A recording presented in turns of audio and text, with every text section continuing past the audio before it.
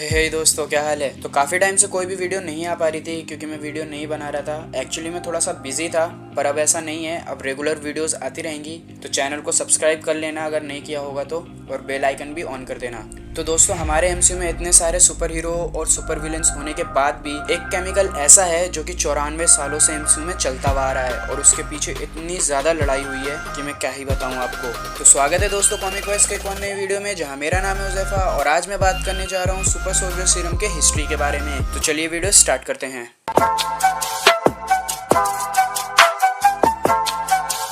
तो अगर आपको सुपर सोल्जर सीरम के बारे में नहीं पता तो मैं आपको बता दूं कि सुपर सोल्जर सीरम वही सीरम है जिसके वजह से कैप्टन अमेरिका को सुपर ह्यूमन एबिलिटीज मिली हैं। तो बात कुछ उन दिनों की है जब हिटलर जिंदा था और जर्मनी पे राज करता था। उसी टाइम 1930 में एक साइंटिस्ट थे जिनका नाम था डॉक्टर अब्राहम एर्स्किन। वो सुपर सोल्जर सीरम पे काम कर रहे थे, पर किसी वजह से उन्हें जर्मनी छोड़कर स्विट्जरलैंड भाग जाना पड़ता है। पर ये बात जब हिटलर को पता चलती है तो हिटलर अपने सबसे खास बंदे जॉन स्मिथ को डॉक्टर के पीछे भेजता है और डॉक्टर से सीरम पे वापस काम करने के लिए कहता है। काफी टाइम बाद 1940 में वो सीरम बनकर तैयार हो जाता है और जॉन उसे खुद पर टेस्ट करने के लिए कहता है, जिसके बाद सीरम के रेडियो एक्टिव होने की वजह से वो रेड स्कल बन जाता है। ये देखने के बाद डॉक्टर वहाँ से भाग जाते हैं और अमेरिका आ जाते हैं। अमेरिका में वो वापस उसी सीरम पे काम करने लगते हैं और एक बेहतर फॉर्मूला बना लेते हैं, पर अभी भी वो सीरम स्टेबलाइज नहीं था। डॉक्टर अब्राहम के अकॉर्डिंग वीटा रेस की मदद से उस सीरम को स्टेबलाइज करा जा सकता था, जिसके बाद वो हॉगवर्ड स्टार्क के साथ मिलके वीटा रे चैम्बर बनाते हैं और उसमें डाल देते हैं स्टीव रॉजर को,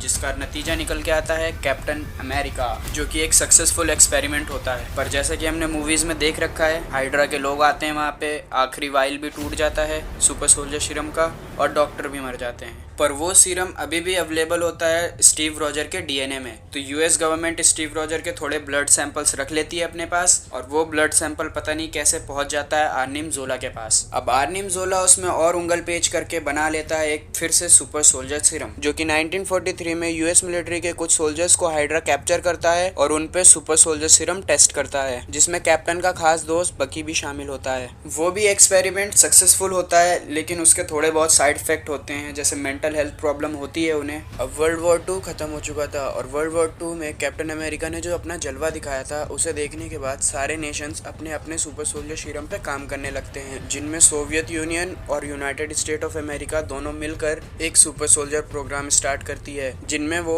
एफ्रो अमेरिकन सोल्जर्स पे टेस्ट करते हैं। और उन्हीं सोल्जर्स में से एक थे आइजिया ब्रैडली। उन सोल्जर्स पे एक्सपेरिमेंट करके उन्हें कोरियन वॉर के दौरान उन्हें जंग के लिए भेज दिया गया था, पर सीरम के साइड इफेक्ट के कारण काफी सारे सोल्जर्स मर चुके थे। बहुत सौ को अलग अलग तरह की बीमारियां हो गई थी और बहुत सारे सोल्जर्स काफी ज्यादा वीक हो गए थे। और ये सब जब यूएस गवर्नमेंट ने देखा तो उन्हें लगा कि इतने सारे लोगों के मरने के बाद उनका एक्सपेरिमेंट लोगों के सामने आ जाएगा, और उन्होंने इस एक्सपेरिमेंट को छुपाने के लिए और सारे एविडेंस मिटाने के लिए जो बचे हुए सोल्जर्स थे उनके कैंप पर ही एयर स्ट्राइक करा दिया। पर उसमें आइजिया ब्रैडली अपने कुछ दोस्तों को बचाकर वहां से निकल गए, पर फिर भी आइजिया ब्रैडली को छोड़ के बाकी सारे उनके साथ ही मारे गए। यूएस गवर्नमेंट ने सारे एविडेंस मिटा दिए थे, बस बच गए थे आइजिया ब्रैडली।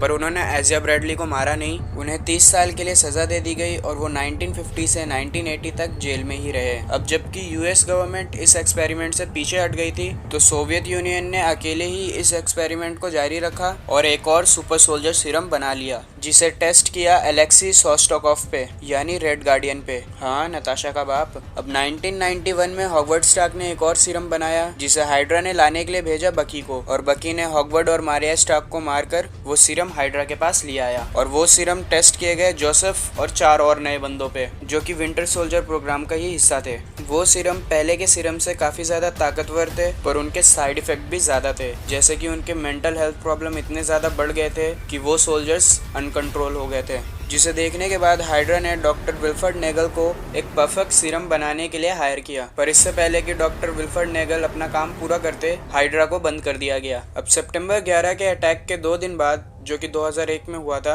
जनरल रॉस ने डॉक्टर ब्रूस बैनर को फिर से एक सीरम बनाने के लिए कहा, और डॉक्टर ब्रूस बैनर ने उस सीरम को ओरिजिनल सीरम की तरह बनाने के चक्कर में वाइटा रे की जगह गामा रे का इस्तेमाल किया और उसे खुद पर ही टेस्ट कर लिया और बन गए हल्क। अब हल्क को रोकने के लिए यूएस गवर्नमेंट ने एक और सीरम बनाया जिसे दे दिया गया एमिल ब्लॉन्स्की को, जिसके बाद भी वो हल्क को पकड़ने में नाकामयाब रहे और उन्होंने खुद से ही हल्क का खून अपने बॉडी में डाल लिया और हल्क के खून और सीरम के कॉम्बिनेशन से बन गए अबॉमिनेशन। अब उसके बाद से 2018 तक सारे साइंटिस्ट शांत बैठे रहे, पर 2018 में CIA को खुजली मची और CIA ने डॉक्टर विल्फर्ड नेगल को हायर किया वापस से एक सीरम बनाने के लिए, और CIA ने डॉक्टर विल्फर्ड नेगल को आइजिया ब्रैडली के ब्लड सैंपल्स भी दे दिए। पर इससे पहले कि डॉक्टर विल्फर्ड नेगल अपना काम पूरा करते, 2018 में आ गया थैनोस और उसने चुटकी बजाई और पूरे दुनिया के साथ डॉक्टर विल्फर्ड नेगल भी धूल बन गए। अब 5 साल बाद 2023 में डॉक्टर हल्क ने वापस से जब चुटकी बजाई तो सभी के साथ वापस आए डॉक्टर विल्फर्ड नेगल, पर उन्हें पता चला कि CIA ने उनके सुपर सोल्जर प्रोग्राम को बंद कर दिया है, तो वो चले गए मैद्रीपुर में पावर ब्रोकर ने डॉक्टर विल्फर्ड नेगल को वो सारी चीज़ें प्रोवाइड करी जिससे कि सुपर सोल्जर सीरम वापस से बनाया जा सके, और डॉक्टर विल्फर्ड नेगल ने सुपर सोल्जर सीरम के 20 वाइल्स बना लिए, जिसे 2024 में चोरी कर लिया कार्ली मॉर्गन ने, और उन 20 वाइल्स में से 8 वाइल्स उसने यूज़ कर लिए और अपनी टीम बना ली फ्लैग स्मैशर के नाम से। बचे हुए 12 वाइल्स को वो यूज़ करती, उससे पहले ही वहाँ पर आ गए बकी, फैल्कन और जीमो, जो कि 12 वाइल्स में से 11 वाइल्स जीमो ने तोड़ दिए और एक ले लिया जॉन वॉकर ने। तो इसी के साथ सारे सुपर सोल्जर सीरम खत्म हो गए। फिलहाल हमें MCU में सुपर सोल्जर सीरम की इतनी ही स्टोरी दिखाई गई है। अब आगे MCU में सुपर सोल्जर सीरम दिखाया जाएगा या नहीं ये तो मैं नहीं जानता। तो आज के लिए बस इतना ही। अगर वीडियो अच्छी लगी हो तो लाइक कर देना, चैनल को सब्सक्राइब कर देना। मिलते हैं अगली वाली वीडियो में, तब तक के लिए गुड बाय।